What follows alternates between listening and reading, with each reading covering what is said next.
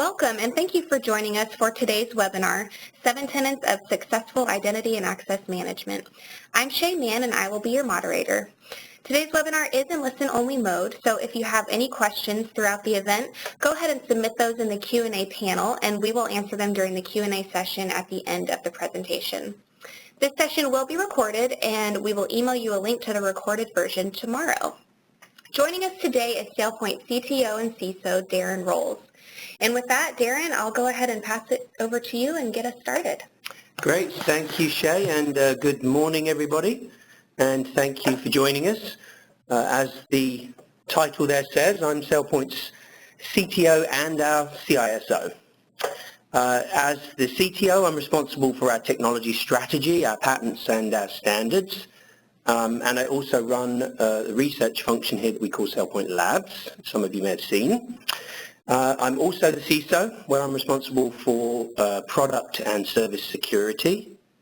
And here I have a team that look at how we secure and protect our cloud SaaS offerings and how to continually improve the baseline security of our on-prem solutions. Being CTO and CSO, as those of you that have heard me speak before, quite often I will talk about that this is a unique perspective. It really is interesting where identity and security meet, because some pretty important things are happening there right now. And having two jobs, as I'll often say, it is challenging, but I'm fortunate that I actually love what I do. I've often described myself as an identity management and security geek, so SailPoint is a great place to be. I get to share my passion for identity and security with what really are some of the smartest and most dedicated people in our industry. And we all get to work for an organization that's been founded on customer success and one that genuinely cares about its customers. So, great thing. The topic for today's webinar is something I call the 7 Tenets of Successful IAM. I've delivered these slides several times before for clients and prospects, but we thought it was important to walk through them again today for what looks like a pretty large audience, and once again lay out the core architectural concepts that have driven the design and delivery of the SailPoint solutions. So I'll blast through the 7 tenets, take us about 35 minutes, and then we'll open up the floor for some Q&A. At that stage, please, or throughout the delivery, please do submit some questions. It's always a shame to end up with the fake ones that we prepared in advance, so please, your questions are welcomed, and we'll have some time for that conversation. Let's get the focus on the slides. So to kick things off, let's look at the market. I think it's fair to say that we are the leaders in our space. Fortunately, all the analysts agree. In the Magic Quadrant itself, Gartner puts us furthest out to the right due to our completeness of vision. So that's how completely we deliver the product capabilities and requirements of this problem domain. Internally, and I like to think of this as being the innovation axis. SailPoint very much likes driving the industry and really setting the bar for our competitors fundamentally, and really driving best-in-class functionality. Gartner also puts us closest to the top on their chart due to our ability to execute. This means we have the most scalable and deployable solution, the best network of deployment partners, and to be honest, the highest levels of deployment success that really anywhere in the market today. Again, internally, and I like to think of this as the customer satisfaction axis. We do a great job on both innovation and customer service, and these are two of the core drivers for pretty much everything we do here at SailPoint. Both are baked into our core company values, so it's really quite rewarding to see that we're knocking that out of the park, and the industry is recognizing us for doing that. I think it's also fair to say that SailPoint invented the term identity governance. So it's kind of important to understand what this phrase really means, because it's pretty specific and has some very clear goals for how you manage identity and access at the enterprise scale. To me, identity governance really means the ability to see everything, the reach to govern everything, and the ability to empower access for everyone. There's no doubt in my mind that IAM plays a really very pivotal role in IT ops and in IT security. So if you like, it's our mission to take identity governance to the point where it increases operational efficiency, lowers the security risk, and improves the end user's experience. So the SailPoint approach to identity management in general is to always be governance-based. And this means continually being able to ensure that the right people have the right access at the right time. It means understanding the actual state of access, and that's at any given point in time, and always knowing who has access to what, and importantly, why they have that access. Our approach is also rooted in the idea of an open platform. We believe that identity sits at the center of security and user convenience, so it's really critical that the capabilities we provide are open and accessible and really delivered via very well-documented and, if possible, standards-based interfaces. The critical IAM capabilities that we'll discuss today have to be optimized for a hybrid environment. The applications and the data that we manage are both on-prem and in the cloud, and they're accessed from desktops, laptops, and mobile devices. So when we say optimized for hybrid, we mean that the apps, data, and the users are hybrid, and so the IAM solution itself is hybrid too, delivered from and empowered by on-prem, cloud, and mobile capabilities. The typical SailPoint deployment, it really is truly hybrid, with components of the solution running on-prem, close to the resources where they live.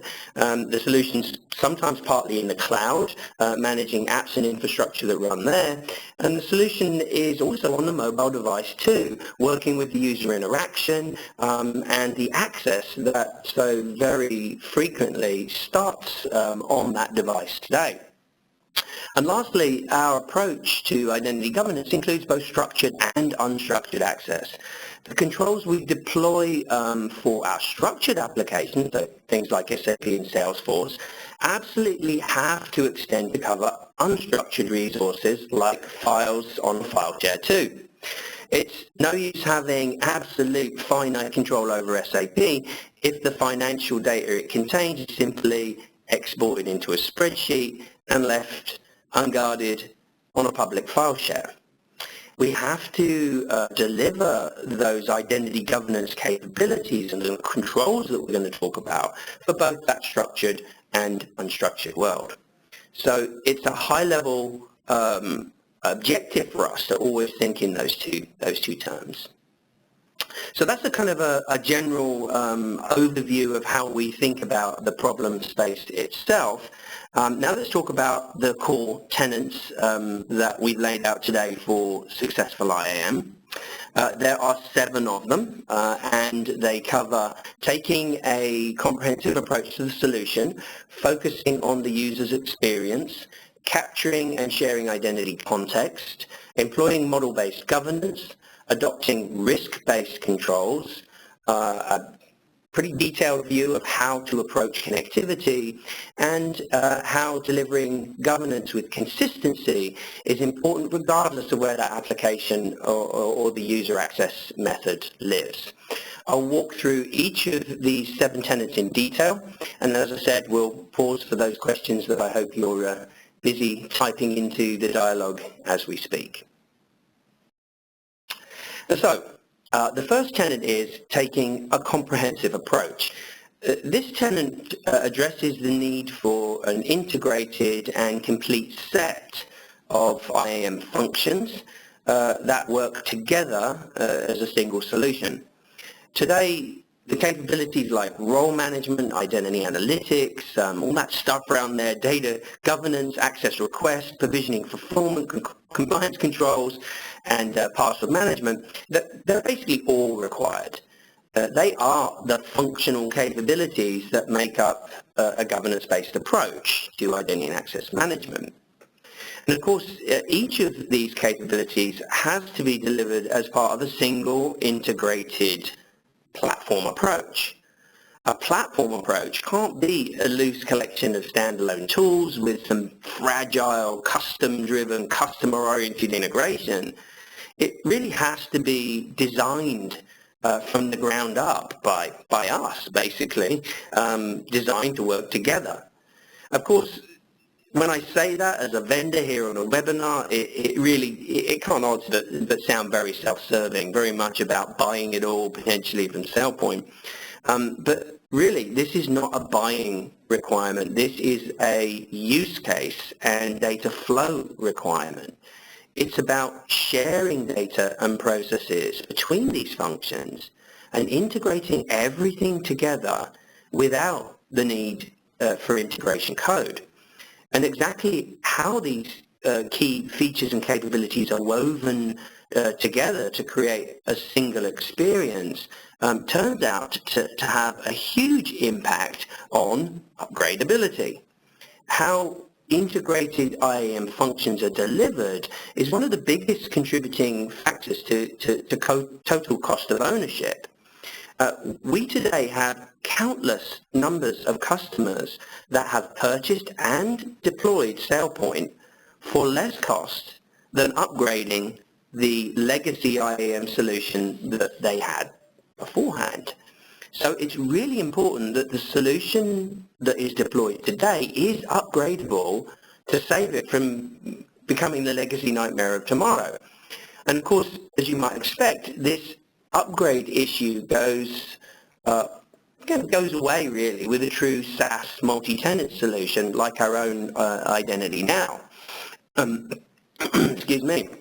As any good SaaS model will mandate, everybody is on the same version. So when you look at a chart of deployed version over time, most of the customers sit up there in the upper right. Fundamentally, there is only one version. Upgrade is mandatory and maybe even automatic. And to allow for that to happen, there's minimal specialization and customization. The vendor, we get one code base and the customer gets to always take advantage of the latest innovation as it's delivered. In contrast, if you look at most, and I'll say most very specifically, classic enterprise software models, things look very different. The enterprise model allows for multiple versions of the software to be deployed, and due to difficulties with upgrade and most deployments, fundamentally get customized into a corner. When you plot that out on that same graph, you see what you might think of there. We called it, it's like the middle-aged spread, if you like. At the peak of market and deployment success, the enterprise on-prem solution gets stuck. And the customer is fundamentally customized and locked into a legacy version. No one upgrades because it's too complex, too expensive, and too time-consuming. The customer doesn't get to take advantage of the latest innovation, and the vendor gets stuck supporting way too much legacy software. And this is the solution for most of the second-generation legacy IAM solutions that are out there in the market today. I'm not going to list them. You know who they are. So like I said, this is not really a problem for an IDaaS cloud solution, great, but, and this is a real game changer for SailPoint, we don't see this issue with our on-prem solutions either. Due to what's really a maniacal focus on upgradability, Identity IQ and Security IQ get to enjoy a very SaaS-like profile too. From the start, we've designed in, if you like, upgradable artifacts and version compatibility. And basically, we spend an enormous amount of our engineering resource to ensure that our on-prem software is easy to upgrade. So when you look at that same version deployment distribution for, say, Identity IQ, it looks like this. Most of our deployments are up there on the latest major version. Of course, we don't mandate that upgrade or enforce it like we do with IDaaS, but we do go to great lengths to make sure it's doable, and this helps create this very desirable SaaS-like picture for on-prem software, and that's good for the customer and it's good for SailPoint. Our innovation flows out to the customer more quickly and everybody benefits. Now, it all sounds a little deep, but I have to say this is just super important to the overall total cost of ownership for an IAM program as a whole. And so taking that comprehensive and upgradable approach is just really important. So it easily makes my first 7 tenet for Successful IAM. My second tenet is all about focusing on, as the title says, user experience. Now, as I've said many times, we use the term experience very specifically. It's not just about the user interfaces, and of course that is important, and we have great interface design, but it's about a lot more than the layout of the screens. It's about how the user experiences the overall IAM process. So whether you're a marketing executive using a tightly governed single sign-on launchpad to get one-click access to all the applications that you should have access to, or if you're a data owner in a branch office using the Security IQ dashboard to control access to sensitive but unstructured data that sits on-prem and in cloud file share apps, or if you're a corporate compliance officer working with Identity IQ to track policy violations and access reviews and certification campaigns and risk scores, or maybe you're this guy, a lonely sales guy out on the road, locked out of your AD account. You don't pick up the phone and phone the help desk to reset your password. You pick up your cell phone and you do it yourself. That's the experience of identity management that I'm really talking about. It's about delivering IAM services that are intuitive and easy to use, and importantly, a natural part of how our users actually do business. And how people interact with the IAM infrastructure turns out to be key to how an overall program is deployed and how it's successful. So this is a really, really important one. My third tenet for Successful IAM is something we at SailPoint call identity context. To explain what this means, we have to first understand the importance of the relationships that exist in pretty much all online security systems that I've ever seen anyway. And these are basically the hidden connections, if you like, that exist between identities and accounts and entitlements, and the data that they give access to. An identity context means fundamentally understanding, cataloging, and modeling these relationships. So by way of an example, here's me, Darran Rolls. I'm allegedly real. I'm a human being. My identity record comes in from our HR system, and it's obviously the unique representation of me as an employee here at SailPoint. By virtue of my corporate responsibilities, I'm given two accounts, one in Active Directory and the other in RACF. And yes, we do actually have a mainframe in our connected test lab. I'm not sure I've actually got an account, but we do actually have one. I'm not making it up. Now, with my SailPoint Active Directory domain, I've been given two entitlements. An entitlement is the name that we give to the specific attributes or permissions that actually do the control for the access of the data. So here my entitlements are two groups in AD and two profiles in RACF. And if we follow the AD group membership of accounting, you'll see that it gives me read access to the HR file share and read write access to the corporate file share. in today's complex IT environment, and certainly in ours here, we absolutely have to understand and model these critical relationships as they really represent the true meaning of access, right? I mean, that's really what it comes down to. And if you stop for just a second and ask the question, who is it that's actually responsible for these relationships? Whose job is it to catalog, monitor, and manage all of these various people, access, and data relationships? Where are they stored? I can tell you it's not in CMDB where you might think it is. It's not in a single directory resource or delivered, if you like, as part of a single sign-on transaction. It's identity governance that overlays these particular systems and provides the visibility and the context. And this is why solutions like ours that collect, document, and manage all this stuff really today play such a critical role in security. And so identity context really is the driver for bridging the gap between the operational infrastructure on the left of this picture and the security infrastructure on the right. We put identity governance and administration at the center, and we integrate it to create a more intelligent overall security ecosystem.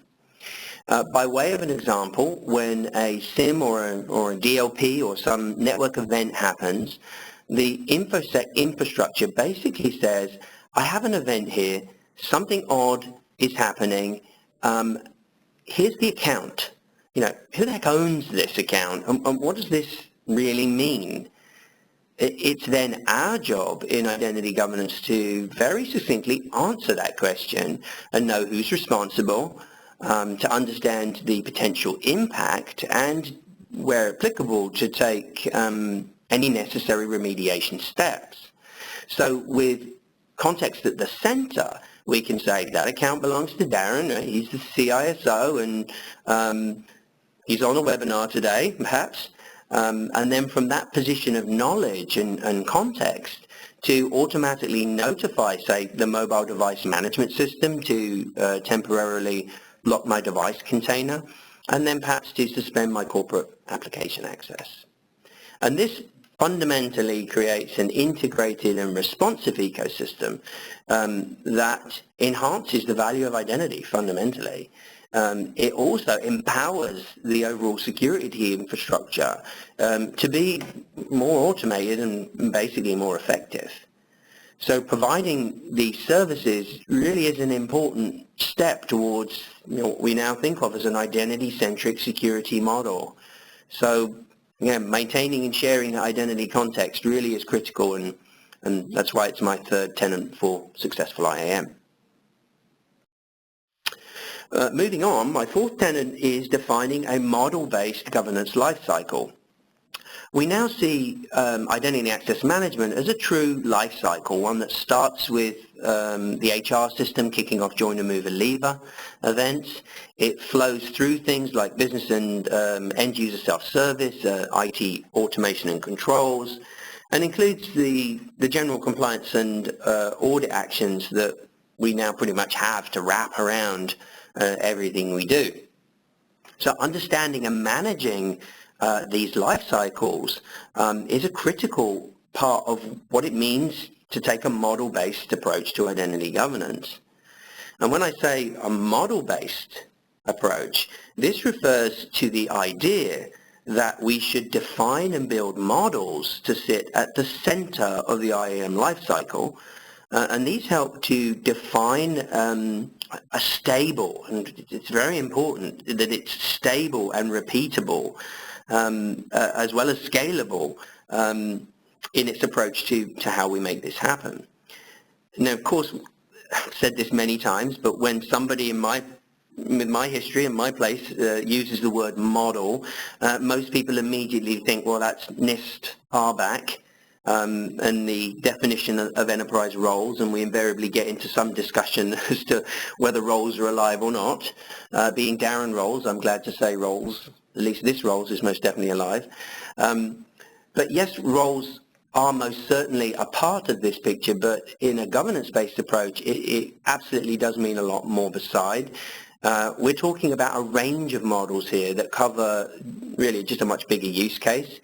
Yes, it does include a flexible approach to enterprise role engineering, but it also means defining things like data classification models, change control models, risk models, automation models.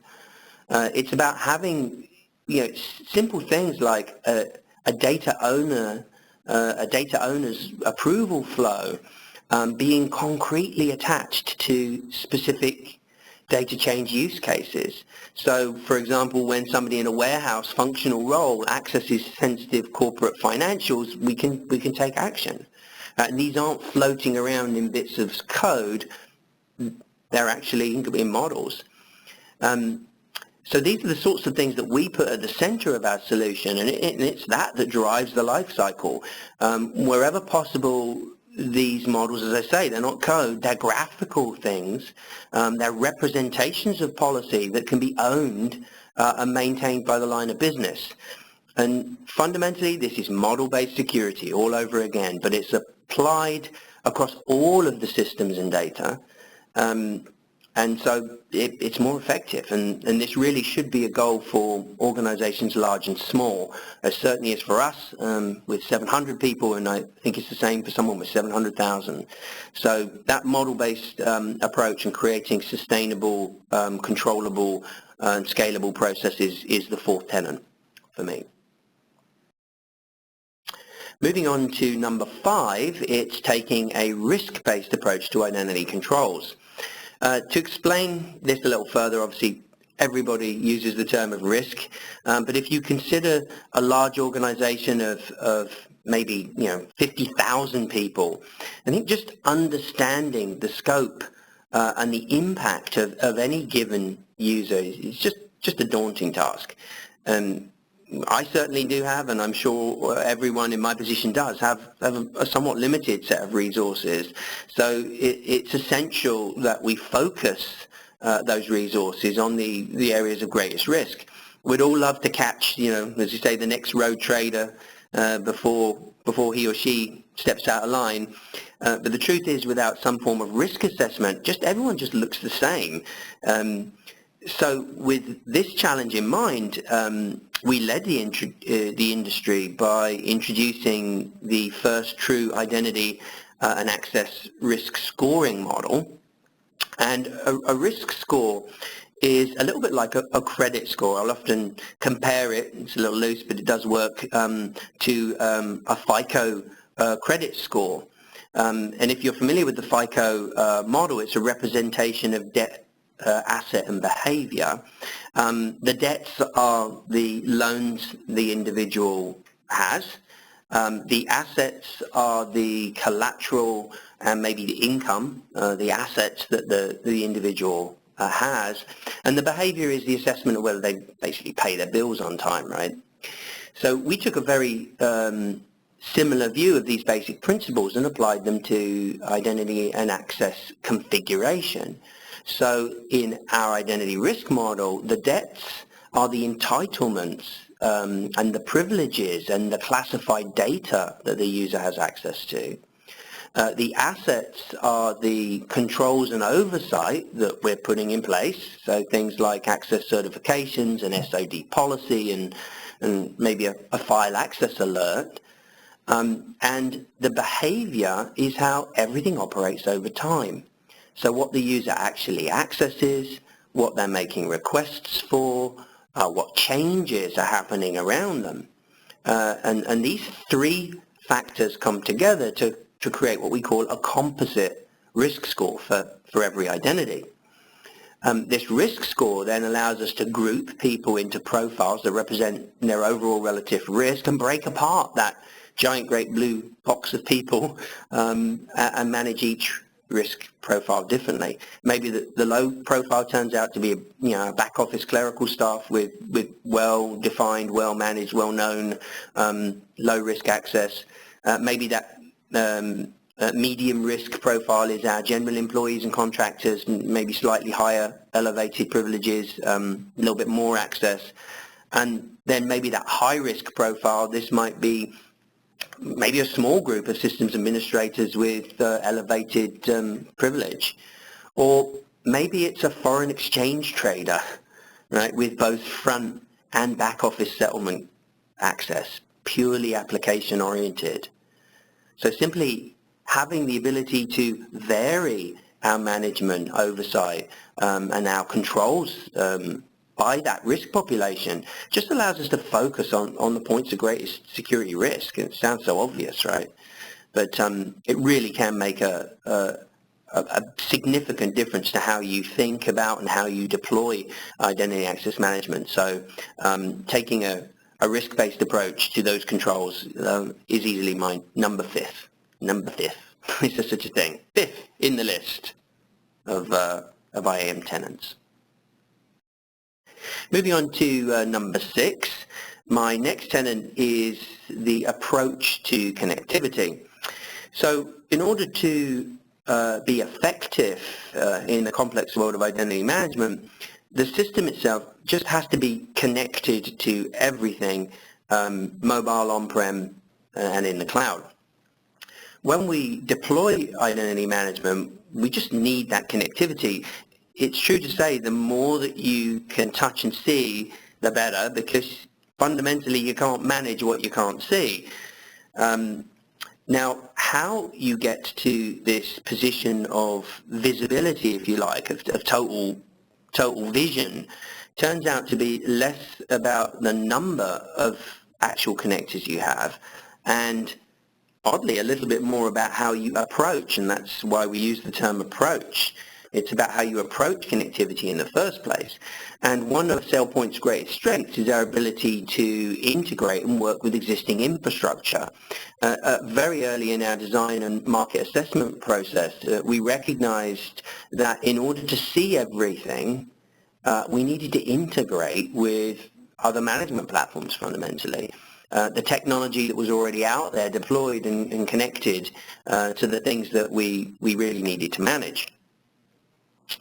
So this meant working very closely with third-party provisioning platforms. You know, we have our own provisioning, but working with the first generation of provisioning systems that, I hate to say, it probably cost millions of dollars to deploy, but had probably not quite, met their goal.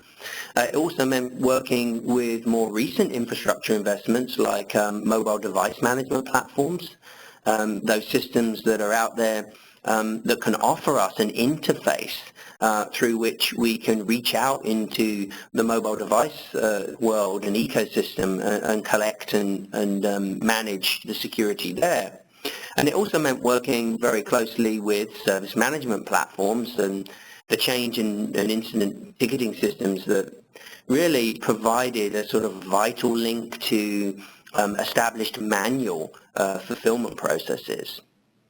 So from the start, we engineered our approach to that connectivity layer, and it included provisioning integration modules for the leading provisioning products, ISIM and OIM and Sun Waveset. It included working with service management and IT systems like Remedy and ServiceNow, and it included delivering integration for the leading MDM platforms like AirWatch, Good Mobile. I'm sure I'm missing a few there, but those integrated pieces. Of course, we've got our own direct connector framework too, with the ability to connect to all that stuff, databases, directories, and servers. We've got out-of-the-box connectors for SAP and Oracle Fusion, mainframe RACF and ACF2, or cloud, SaaS. In fact, I think we've got 85 or maybe it's nearly 90 different things that we can connect to. Pretty much everything that the customer needs. And importantly, it's all designed around the latest server-side and agentless technology that makes this connector infrastructure easy to deploy and maintain over time. So the SailPoint approach to connectivity is basically flexible, and it works across both integration modules and our own connector framework. And this flexibility actually opens up some very interesting use cases. But before I walk you through one of the use cases, I need to sort of highlight one of the last pieces of the architecture. It's something that's baked into our cloud and on-prem platforms, and it's really, if you like, the connectivity secret weapon, and we call it the provisioning broker. And this is really an architectural component that plays an essential role as the broker, coordinator, and overall manager of complex cross-system processes. It's really a highly specialized business process execution engine that manages the separation between the business actions that are up on the top side there and the complexity of the various connection means that are on the bottom side. And it always comes across rather techy, and so it's easy to look at it and say, is this really relevant? But it's an absolutely critical architectural pattern, and it's the key to why our deployments go out faster, they touch more, and fundamentally they're more stable over time. To explain the broker, it's best to run through a use case and put something in the real world here and see what it means. So let's assume we have a neatly defined enterprise role. Let's call it the basic admin role. So when a business user pops open their cell phone and connects to SailPoint and requests access to that role, when it's approved, assume it is approved, they're going to get access to 3 privileges out on the infrastructure. The first is a database that's managed by a direct SailPoint connector. The second is a directory permission that's managed by, let's pick on IAM, let's say a deployed piece of infrastructure. And the third is an admin account on a remote system with no automated provisioning. In fact, it's enabled by opening a ServiceNow change request. And a contractor, let's pick on India. A contractor in India makes the change by hand. And this is no surprise, right? I'm sure many of you listening, this is how lots of things happen in the real world today. Now, this is where the broker comes in, does its magic. It understands the relationships and the obligations that are required to deliver everything that makes up that package of access. It's the broker that's responsible for the fulfillment dependencies and the things that tie all that last mile action back to one simple thing that's basically requested by the user on their cell phone. So when that thing is requested and approved, it's the broker that kicks off the creation of the database account through the SailPoint connector. The broker then manages the complex interaction with the IAM layer so as that it can get that directory permission deployed. And it's the broker that opens the change request ticket for the manual service provisioning. Now, as anyone that's ever opened a change request ticket knows, no shame in it, but sometimes these things, take a long time to actually happen. It might take hours or maybe days or hopefully not weeks for that manual change to be made and for the ticket to be closed. This manual provisioning integration turns out to be a fairly tough use case, actually. If you put on the business user's hat, the requester, all they care about is, is it done yet? All that complex stuff is kind of irrelevant, but the system has to be able to be in control and know where we are at any one point in time. It has to be able to roll back the overall transaction. And so the way we do that is to, in effect, treat the trouble ticket as a really just a long-running provisioning transaction. So what the broker does is it's kind of sitting there and it's patiently waiting. And when the ticket does finally get closed, it can check that the actions happened, and it can actually sign off that the role is then complete and notify the business user that their access is ready. So the broker is kind of sitting in the middle of this end-to-end process, tracking and monitoring everything, capturing statistics and providing the reporting and the oversight that the business basically needs.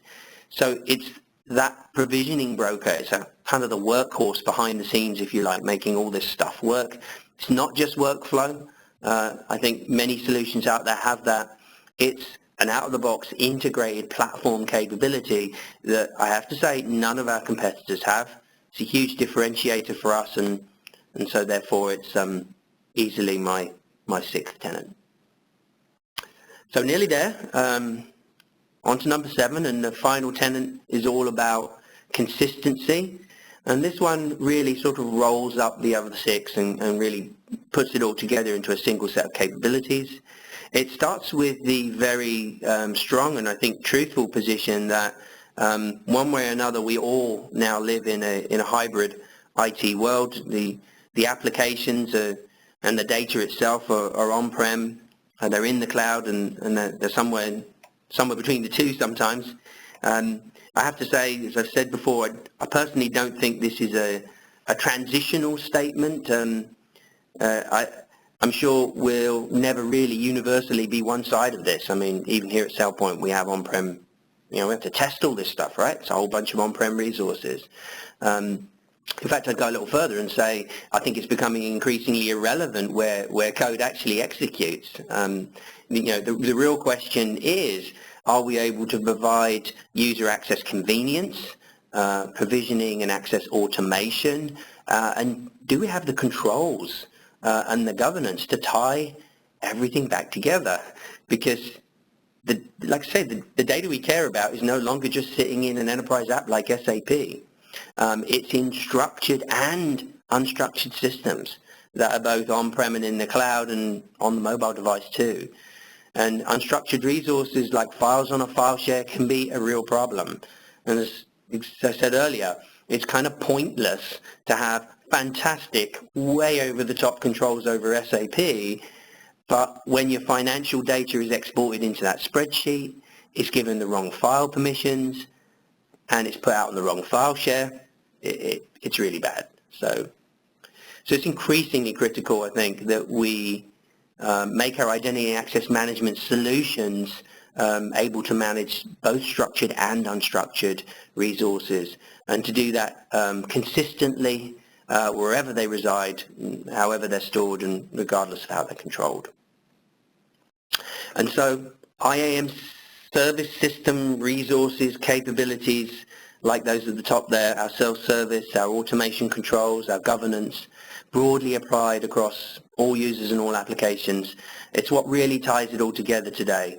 And so this makes coverage and consistency my 7th and final tenet for successful IAM.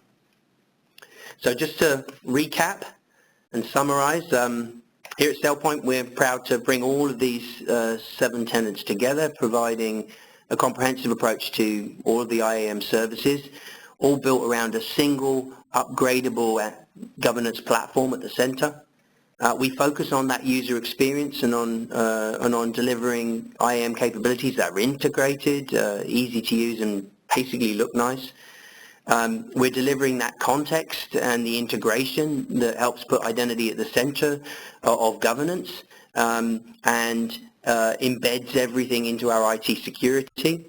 We're leading the industry with model-based approaches that put policies and governance at the center of, as I say, a stable, repeatable, dependable life cycle. And we're taking governance to the next level with our comprehensive risk models and, as I said, bringing it all together with an innovative approach to connectivity and consistency that helps put identity at the center of today's hybrid IT world. And so with that, let me pause there, say thank you for listening, and hopefully we're going to open up to lots of good questions. Shay. Great, thank you. Okay, we will try to answer as many questions as we can in the allotted time. We'll go ahead and jump in. The first question, so what if all users are not, quote, starting in PeopleSoft? Yeah, great question. We do like to draw these very, as systems administrators, nice clear lined pictures of things lining up with each other. Of course, everybody doesn't, and I think a governance-based approach allows for that. We always perceive that an identity is going to come from potentially many sources. We support many sources of identity, and we also will allow the attributes that make up an identity's record to flow in from multiple systems. And finally, we do allow the identity governance infrastructure itself to be the source of identity. In so many real-world scenarios, there's a disconnect, a dissonance between what's happening in the HR process and what needs to happen in the automation, IT, and controls environment. So we do allow you to source them. And then we've got some neat technology that reconnects it. So by no means required, but possible. Okay. Okay, the next question. So how are customers leveraging identity context in security operations? And then additionally, which vendors do you offer specific integrations with? Yeah, good question. And these are real questions, by the way. Because I don't have the list of the integrations in front of me, which I could probably quickly look up. Yeah, so how are customers actually doing this? I think we've been on the pulpit of this issue for a couple of years now. I'm glad to see that it's actually reaching deployment now. This idea of opening up the interface, if you like, for identity management and integrating it with SIM, with DLP, with security operations is something that lots of our customers do today. In terms of the individual applications that they're integrating with, the classic set you'd expect to see in the SOC, the SIM tools, the ArcSight, Splunk, etc. I would encourage anyone listening with access to the web to go to our integrations page and look at the Identity Plus Alliance. We've created a fantastic program there that allows vendors and partners to integrate and if you like, pull out the identity context and then speak back with change response actions.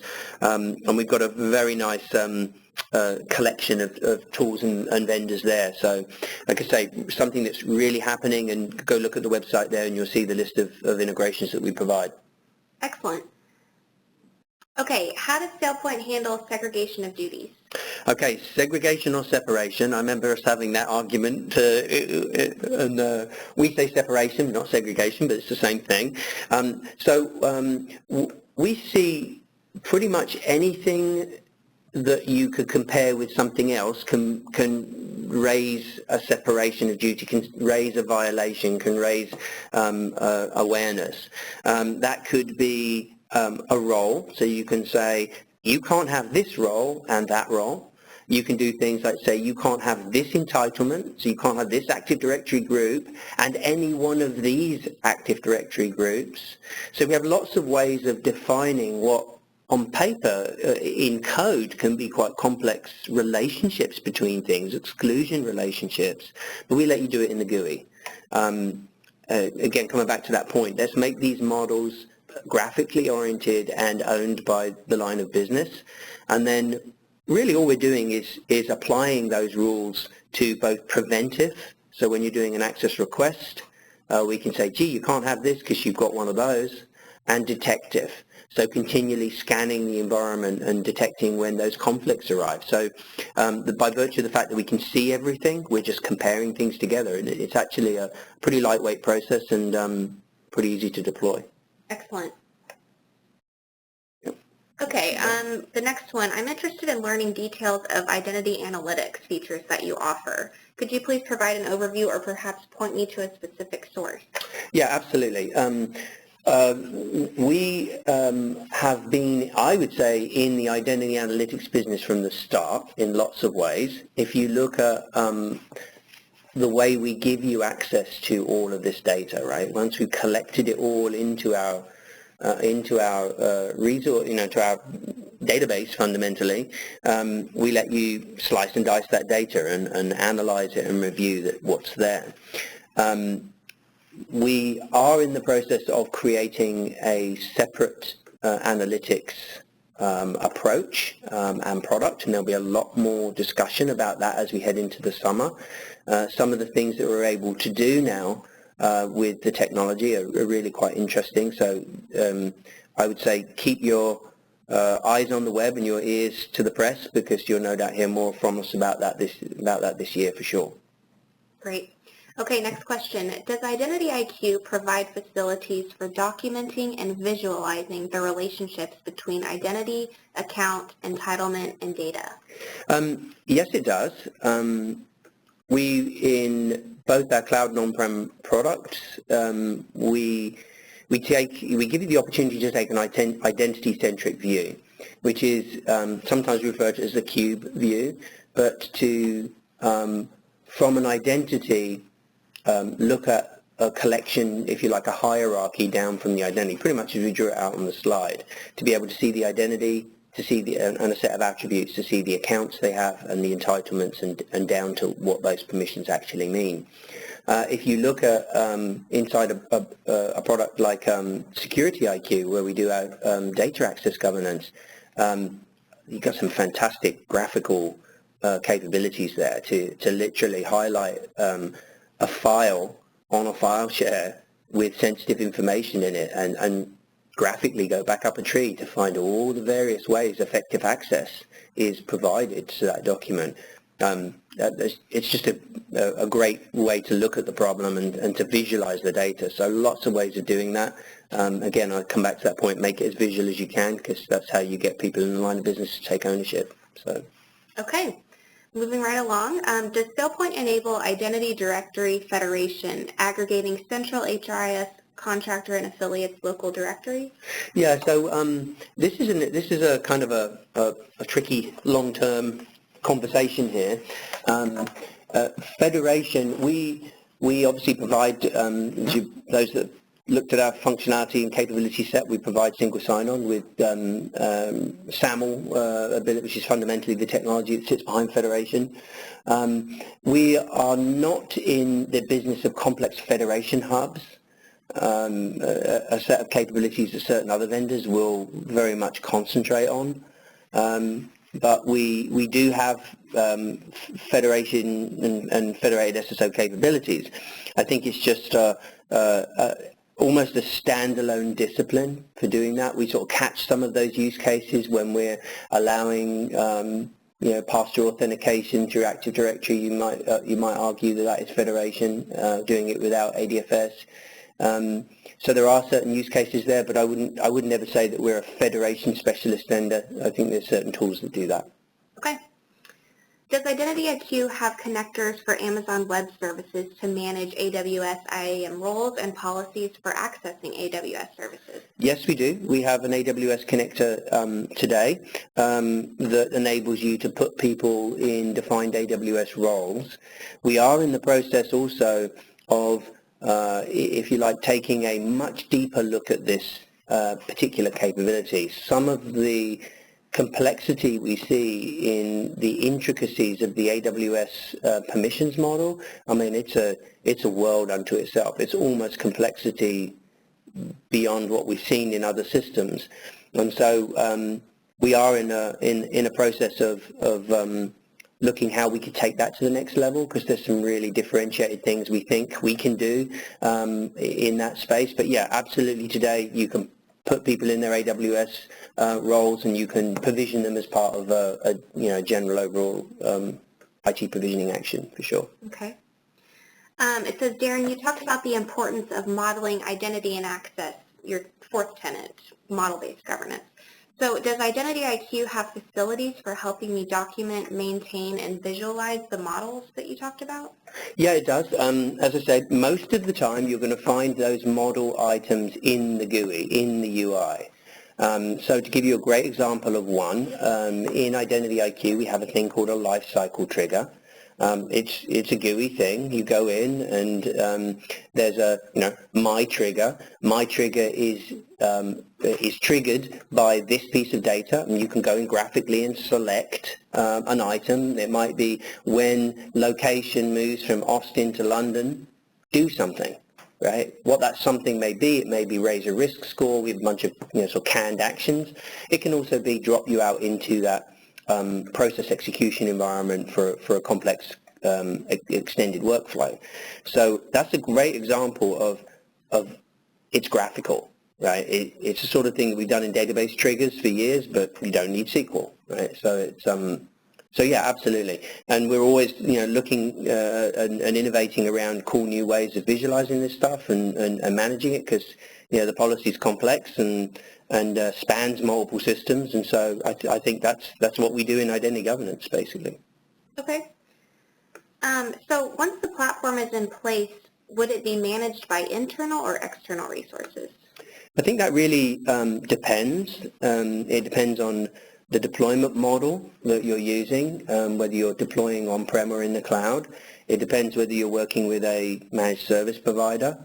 And I think we see, all of these various operational models in the real world. I think in general, if you're an on-prem, if you're deploying identity governance on-prem, you've probably got an internal IT security data operations team that would own the product and operate it. As I said, we're continually sort of maniacally focused on this idea of upgradability and manageability of the platform. So, the goal is not to have an army of people to do this, right? You get your business users defining the policy and have somebody that owns the platform internally. We do also see a lot of very successful deployments in a managed service environment where it's purely outsourced, right? You might not even own the identity governance infrastructure. So having a product and a solution set that supports both is kind of key for us. So we do both, yeah. Excellent. Okay, we'll try to get in a couple more questions with the time we have left. So how are you handling or plan on handling IoT and the challenges it presents from an IAM perspective? Oh, this is a good one. You can tell these are not pre-canned, because I'm sure everyone in product management marketing jumping up and down, kind of, these are some pretty hot topics. So I personally believe that identity governance and IoT are not really on the same trajectory at this point in time. I have to always point out that IoT stands for Internet of Things, not Identity of Things, whereby management of IoT devices and the security of them is critical. I just don't think it's an identity governance and administration challenge today. I think we'll see this evolving a bit like we did with mobile device management. I remember sitting across the table, probably on another webinar. What about mobile devices, Darren? How are you going to manage and provision to the mobile device? And the truth is, nobody goes direct. There are specialized management platforms that sit between you and the device, right? MDM, right? And this is how it works. And we're better off focusing on close and consistent control and governance for that platform. And so I think that's how this is going to chop up the MDM. The IoT devices will have specific IoT, probably deployed by the people that own the devices, and that we will interact with the management tier and the management API that they provide. I think that's probably the future. Okay. Let's do one more. Let's see. How is the discovery of an AD security group being used for a new file share that may not have been provisioned with SailPoint? Ooh, good one. Yeah, these are, this is the real world, right? I would love to live as CISO, I would love to believe that everything was locked down and the only things that were ever in play were things that I'd put there.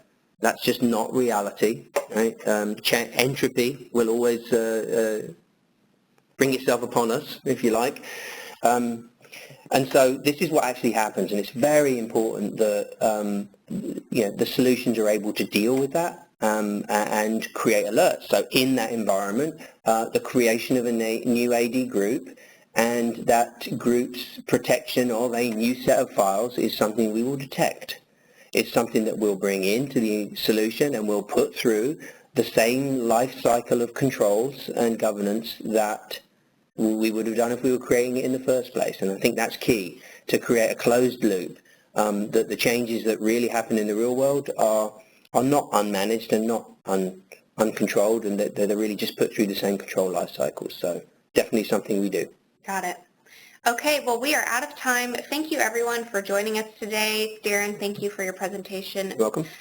Keep an eye out for an email from us tomorrow. It will include a recording of today's presentation, and as well as, if you're interested, you can sign up for a demo and dive into our solutions more. So thanks again for joining us, and have a great day.